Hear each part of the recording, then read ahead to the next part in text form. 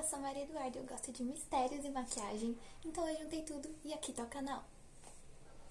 No primeiro vídeo eu vou falar sobre o caso da Garota na Caixa, ele ficou conhecido como Garota na Caixa, e a garota em questão é a Colleen Stan.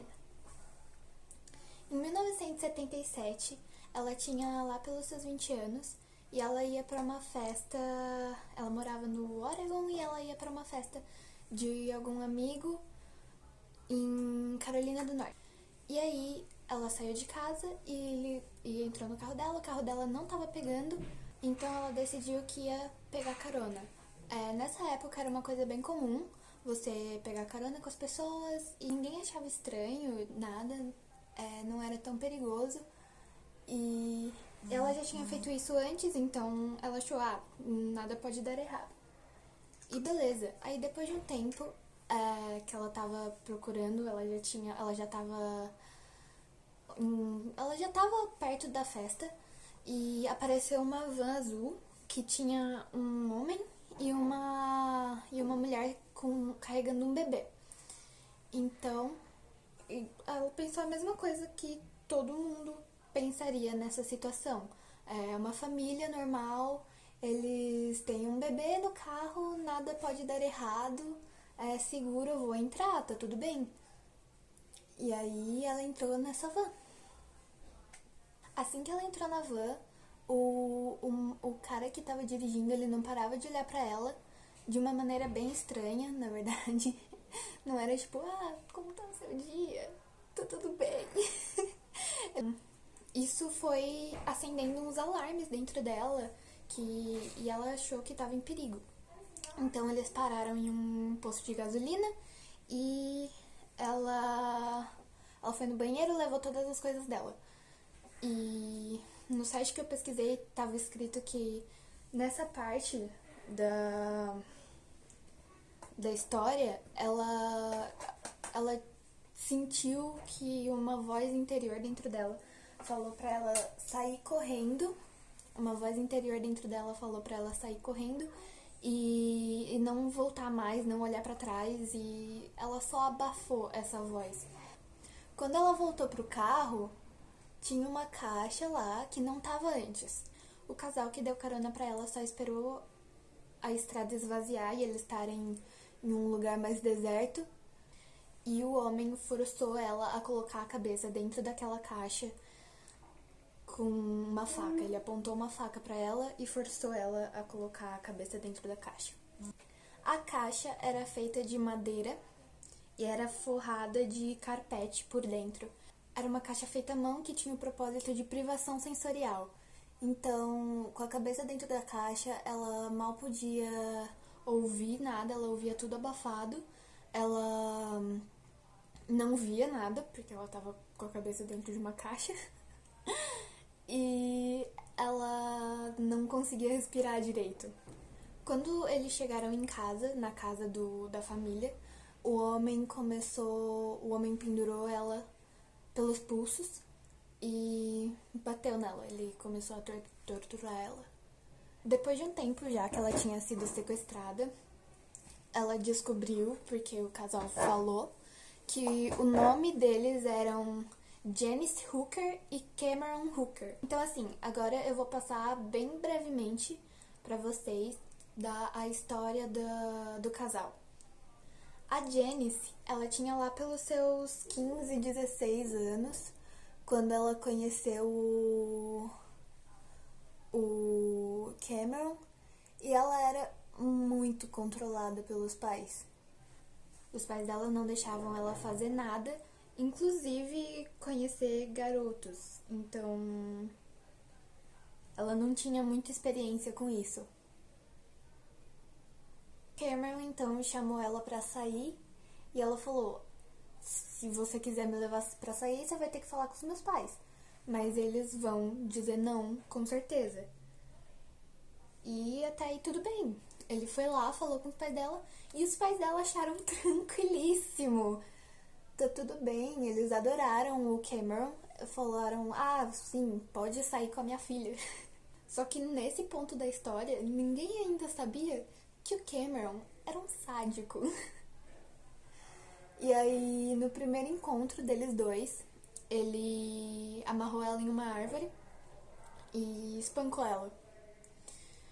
2 anos depois, eles se casaram e a Janice queria ter filhos. E aí ele falou assim: eu não vou poder bater em você se você estiver grávida.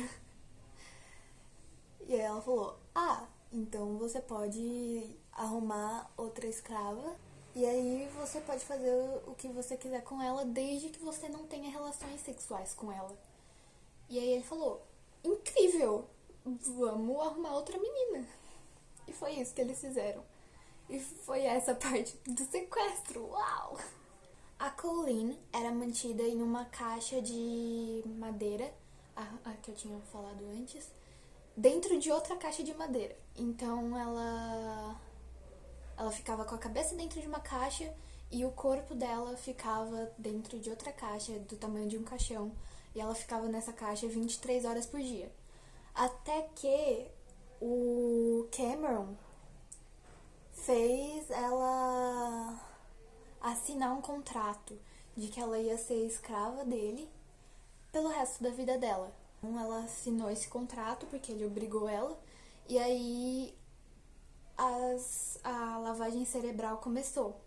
Então o Cameron dizia pra ela que ele fazia parte de uma companhia que se chamava A Companhia, que era de pessoas como ele, que eram sádicos, e que foi essa companhia que disse pra ele que tinha uma garota pegando carona na estrada e ele foi ao encontro dela por causa dessa companhia. Então, ela acreditou, porque ela tava, já fazia um ano sendo mantida em cárcere. Nesse contrato tinham regras que a Colleen tinha que seguir. Ele disse que se a Colleen não seguisse essas regras, a companhia, que estava em todo lugar, era todo mundo, entre aspas, todo mundo era da companhia. Por exemplo, ela não saberia quem era da companhia e quem não era. Não tinha como saber. O vizinho podia ser e ela não sabia. E aí ela ia correndo contar e ia sofrer punições por ter contado. Então ela preferiu ficar quieta. Então ela seguia todas as regras que estavam no contrato por medo da punição, por medo da companhia. Da companhia descobrir e contar pro Cameron. Em um momento do sequestro, né? Ela passou 7 anos dentro desse cárcere, né? Ela passou 7 anos sequestrada. Então, em nenhum momento, já era mais ou menos 1 ano e meio, 2 anos, que ela tava na casa dos Hooker. E a Janice Hooker começou a ficar com ciúmes dela. Então, a Janice falou assim, ela fez um teste pro marido dela e falou: beleza, você pode ter uma relação sexual com ela, só uma. E isso era um teste pra ver se o Cameron era fiel ou não ao acordo que eles tinham feito e a ela, né? E o Cameron falhou nesse teste. Na mesma hora, ele foi lá buscar a Colleen e levar ela pro quarto deles. Ele abusou sexualmente dela. Depois disso, os abusos sexuais começaram a ficar mais frequentes. Mas a Janice, mulher do Cameron, ela não sabia disso. Ela geralmente era quando ela não tava ou quando ela estava ocupada. E aí, com 2 anos mantendo a Colleen em cárcere, um pouco mais talvez, eles se mudaram para um trailer. Já não tinha mais lugar para ela dormir. Então, eles colocaram ela embaixo da cama. Ela dormia embaixo da cama do casal, que era uma cama d'água. E assim, ela fazia tudo que o Cameron mandava, porque ela tinha medo de punições mais extremas, que ele machucasse mais ela e que alguma coisa desse errado pra ela, que aí ela fosse que aí ela fosse mais machucada do que ela já era normalmente. E com esse suposto bom comportamento dela, ela começou a ter mais liberdade, mais permissão pra sair pra fazer exercício, sair pra trabalhar no jardim. Então, e nisso ela teve várias oportunidades de contar pras pessoas e fugir, só que ela não fez. Porque por causa da lavagem cerebral que ele fazia nela todo dia sobre a companhia. Tava em todo lugar e todo mundo era da companhia. Então, assim, ela tava tendo bom comportamento e ele tava deixando ela ter cada vez mais liberdade. Até que um dia ele deu um presente pra ela e falou: Ah, você pode ligar pro seu pai, você tem 5 minutos pra falar com ele, só que você não pode falar o que tá acontecendo com você, você tem que dizer que tá bem. E foi isso que ela fez. Ela ligou pra família dela e disse que tava bem e que tava tudo ocorrendo perfeitamente. Ah, e depois de um tempo que ela ligou pro pai dela, pra família dela, o Cameron disse que tinha outro presente pra ela, isso já era quase perto do Natal, que ela poderia visitar a família dela, mas com uma condição. Ela tinha que pegar a arma que o Cameron tava segurando e colocar dentro da boca e atirar. E foi isso que ela fez. Ela colocou a arma dentro da boca e atirou. Só que a arma não estava carregada. Então, muito bom isso aí. Então, no dia da visita, que ela foi visitar a família dela, nesse dia o Cameron disse que a companhia tinha olhos e ouvidos dentro da casa e que qualquer coisa que ela dissesse, eles matariam todo mundo. Então, ela não contou nada. O Cameron se apresentou como noivo dela e eles tiraram uma foto juntos. Depois disso, o Cameron decidiu que ele tinha dado muita liberdade pra ela e que ela tava muito saidinha. Então, ele voltou ela pra caixa por 3 anos, 23 horas por dia. Foi só em 1983 que a Colleen começou a ganhar de volta a liberdade dela, que ela tinha conquistado com bom comportamento. E por causa da situação financeira da família Hooker, ela pediu pro Cameron se ela podia arrumar um emprego e ele deixou. E ela começou a trabalhar em um hotel como camareira. Nesse momento, o Cameron começou a tratar ela como uma segunda esposa. E a Janice não gostou nem um pouco disso, convenhamos, né? Ela era a esposa dele.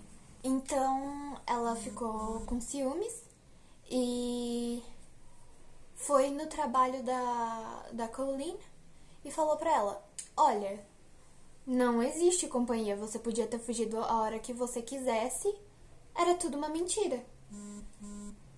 E ela fugiu. Ela saiu do trabalho e foi pra uma estação de ônibus e pegou um ônibus pra casa.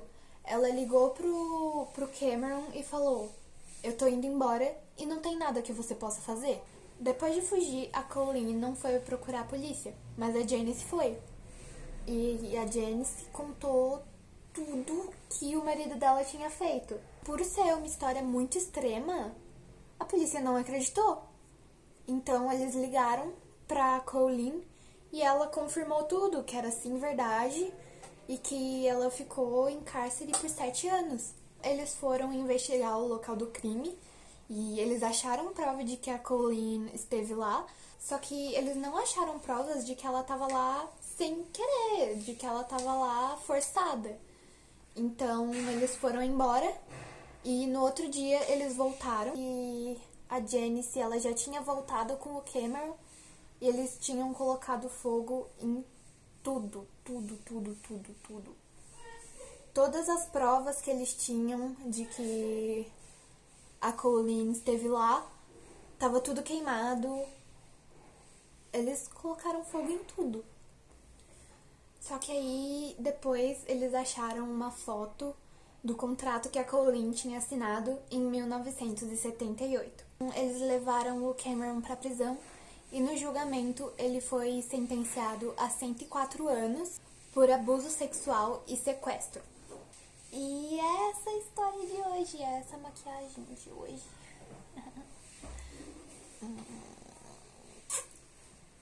Close de beleza.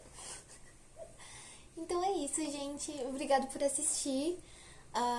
Se inscrevam no canal, por favor, pra ajudar a amiguinha a crescer. E obrigada.